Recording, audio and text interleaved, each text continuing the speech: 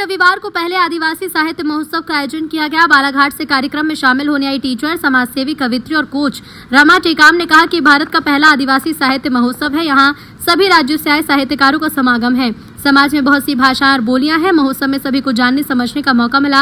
रमा टेकाम ने कहा कि मैं एक शासकीय शिक्षक हूं। कक्षा 9वीं से 12वीं तक के बच्चों को पढ़ाती हूं। इस बार स्कूल के कक्षा 10वीं की परीक्षा परिणाम 100% रहा। शिक्षा में बेहतर योगदान देने पर मुझे अत्यधिक खुशी होती है।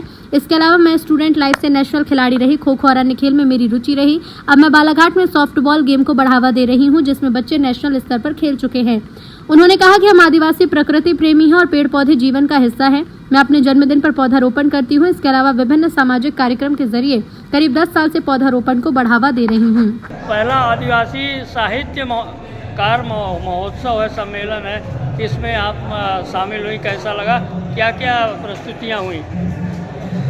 मैं रमा टेकाम बालाघाट मध्य प्रदेश से। मैं एक टीचर हूँ, समाजसेवी हूँ, कवित्री हूँ और प्राकृतिक और कोच हूँ। और मैं आज यहाँ पे जो अखिल भारतीय आदिवासी महोत्सव हुआ है उसमें मैं शामिल हो रही हूँ और मुझे इधर आके बहुत खुशी लगी।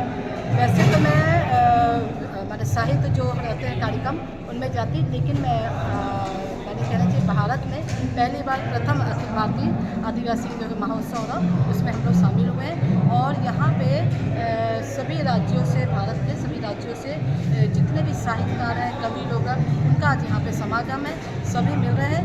हमारे समाज में भी कहना चाहिए बहुत सारी भाषा बोलियाँ हैं, जिससे अभी अभी सामने मीडिया के माध्यम से भी कहना चाहिए। और आजकल इतना अच्छा इंटरनेट हो गया सुविधा कि इसके माध्यम से पता लगा जिसको हम लोग नहीं भी जानते थे।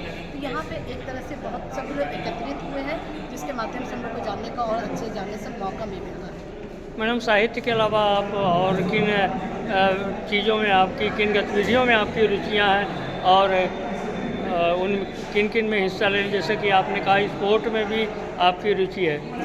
मैं बताना चाहूँगी तो मैं सबसे पहले शासकीय शिक्षक हूँ, यानी टीचर हूँ। तो टीचर होने के नाते मैं जो पढ़ाती 9 से 12 के बच्चों को, तो मैं इस साल जो 10वीं क्लास में लिया था तो मेरा बोर्ड क्लास का जो परीक्षा परिणाम है 100% है। और इसके साथ साथ में मैं स्टूडेंट लाइफ में नेशनल खिलाड़ी रही अपने खो खो की, एथलीट की। तो मैं खो खो तो नहीं खेल पाई, लेकिन बालाघाट जिले में मैंने सॉफ्टबॉल करके खेल खोला, जिसमें बच्चे नेशनल गए हैं और स्टेट लेवल पे जाते हैं। और आज भी बालाघाट में मैंने उसकी शुरुआत की। 16-17 साल से वो खेल चालू है। और साथ ही मैं पौधे जो अपने जन्मदिन पे जुलाई से पौधे लगाती हूँ, क्योंकि हम लोग अपने को प्राकृतिक प्रेमी बोलते हैं और प्राकृतिक प्रेमी है भी। और ये आज जो जितना दिख रहा है आपको जंगल, आप सुनते भी होंगे, तो ये आदिवासियों की धरोहर है।